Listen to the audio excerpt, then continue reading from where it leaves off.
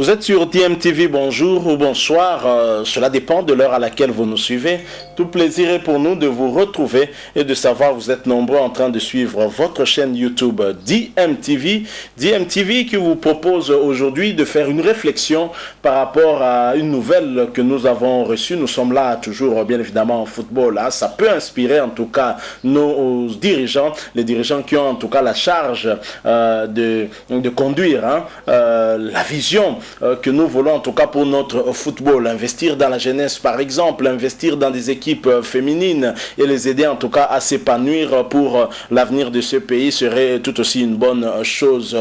La Fédération marocaine de football a fait un don de 16 minibus aux 16 clubs participants en tout cas à la Ligue nationale marocaine féminine. C'est cette décision en tout cas de la Fédération marocaine de football nous a beaucoup inspiré et ceci va aider en tout cas ces équipes féminines à bien aborder les championnats et certainement à résoudre peut-être des problèmes qu'ils pouvaient avoir en termes de déplacement, en termes de moyens de transport. Et ceci nous amène en tout cas à faire une réflexion par rapport à la manière dont les choses se passent dans notre pays. Parce que voir une fédération faire un don pareil, ça signifie que la fédération elle-même aussi génère de l'argent. Est-ce que la fédération ne peut pas être pourvoyeur des recettes aussi pour ce pays, ne peut pas être pourvoyeur aussi des revenus qui peuvent aider justement au développement du football aussi, parce qu'ici en République démocratique du Congo par exemple, la fédération n'est là que pour exiger des moyens au gouvernement congolais, en contrepartie refuser tout contrôle. Et lorsque le gouvernement veut avoir un peu plus de contrôle sur la manière dont sont gérées les finances qui viennent de lui, on lui oppose que la fédération ne peut rendre compte qu'à la FIFA ou à la CAF, alors que c'est le gouvernement qui sort l'argent. Nous avons vu, et c'est un exemple à suivre, une fédération d'un pays aider les clubs qui évoluent dans un championnat en plus féminin afin de leur permettre en tout cas de minimiser un peu leurs dépenses. Vous savez que les équipes féminines n'ont pas autant de moyens que les clubs messieurs. Et donc cet exemple de la fédération marocaine doit inspirer notre fédération ici qui doit, si elle n'est pas en mesure en tout cas de générer des recettes, chercher des moyens de s'autofinancer aussi pour résoudre des problèmes sans nécessairement toujours avoir recours au gouvernement qui parfois tarde à pouvoir venir en rescousse. Je donne un exemple. Vous avez une problématique, bon bien sûr cela n'est pas vraiment un problème de moyens mais beaucoup plus du manque d'organisation. Lorsque nous avons repris la phase des éliminatoires ici pour la 3e et 4e journée, nous avons manqué des joueurs précieux, des joueurs de talent tels que Yohan Wissa évoluant du côté de Lorient et celui-là même qui avait égalisé contre le Maroc justement au cours du match amical qu'on a joué contre le Maroc chez eux, match sur le score de 1 but partout, c'est Yohan Wissa qui a égalisé. Et vous savez pourquoi ce joueur était absent lors de la 3e et 4e journée des éliminatoires? Tout simplement à cause d'un problème de passeport, alors que c'était un problème qu'on aurait pu anticiper bien avant et c'est au niveau de la fédération que le problème aurait pu aussi être réglé sans toutefois embêter le gouvernement pour rien. Donc voilà un peu, il y a également aussi ce manque de volonté qu'il y a dans nos dirigeants qui sont à la tête de la fédération. Ce genre de réflexion c'est aussi pour les interpeller afin qu'ils puissent rectifier les tirs et changer leur façon de faire, parce que vous le savez, le talent seul ne suffit pas, le talent des joueurs et des joueuses ne suffit pas, il faut, encore faut-il mettre également des moyens à leur disposition afin d'attendre en retour des résultats. Il y a des gens malheureusement qui n'ont jamais joué au football mais qui s'enrichissent et sont paisiblement assis dans leur bureau climatisé pendant que des footballeurs et footballeuses transpirent sur des terrains impraticable sans aucune aide. C'est quand même triste. Et je pense que le président de la FIFA qui est venu ici, dommage que ce séjour était tellement court. Je pense que des Congolais avaient aussi envie d'échanger avec lui pour lui faire voir les réalités profondes du football ici en République démocratique du Congo, comment les jeunes souffrent dans la pratique du football. Vous pouvez imaginer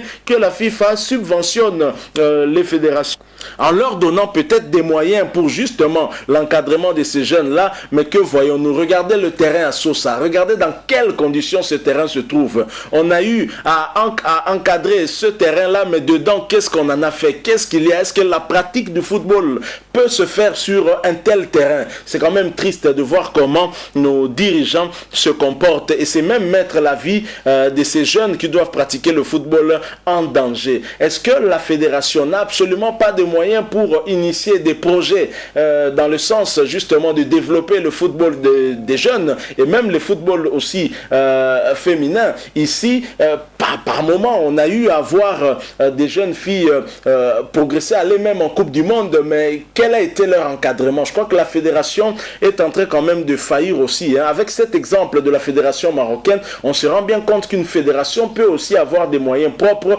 et investir aussi pour le football et ainsi aider au développement de l'activité de ce sport qui est souvent, en tout cas, roi partout en Afrique. En tout cas, chez nous, en République démocratique du Congo, le sport roi demeure et reste encore le football. Donc, ceci nous a inspiré pour faire cette réflexion que nous vous avons proposée en rapport, en tout cas, avec la manière dont les choses se passent ici chez nous. Vous avez un groupe de gens qui ont verrouillé l'accès à la fédération, alors que ce groupe de gens n'a même pas joué au football, n'a même pas pratiqué le football, mais interdit à ceux qui ont vécu le football, à ceux qui ont pratiqué le football d'entrer dans la fédération. Et on s'étonne qu'après, qu'il n'y a pas d'évolution et qu'il n'y a pas une vision très claire par rapport à la jeunesse, parce que le football d'aujourd'hui, on ne peut pas compter que sur le talent, on ne peut pas compter que sur l'improvisation. Il faut aussi avoir un planning et préparer en amont des joueurs qui, en aval maintenant, viendront avec de la matière et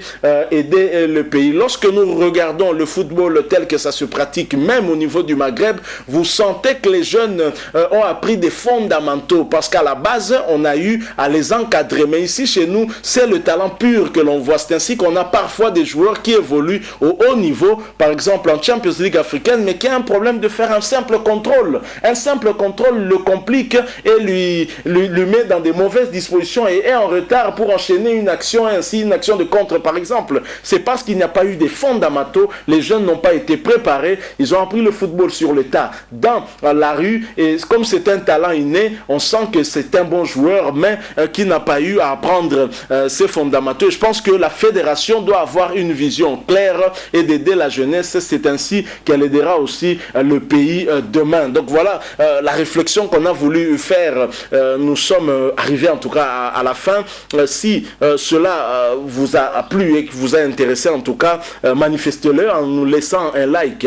Mais surtout, vous savez, abonnez-vous aussi à cette chaîne DMTV. En vous abonnant, n'oubliez pas d'activer la notification, car arrêtera une petite cloche qui vous permettra en tout cas de ne plus rien manquer des prochaines vidéos que nous allons vous proposer. Vous avez envie d'échanger avec nous sur ce sujet, de partager avec nous votre réflexion, votre point de vue, votre opinion, n'hésitez pas à nous laisser un commentaire. Ce sera un plaisir pour nous de continuer à échanger avec vous, bien entendu. Merci encore une fois à vous qui nous avez suivis. Nous espérons que vous avez été très nombreux à nous suivre, et nous promettons bien sûr de revenir très prochainement avec un autre sujet d'actualité, bien entendu, si Dieu nous prête vie. En attendant, portez-vous bien, et DMTV vous dit au revoir.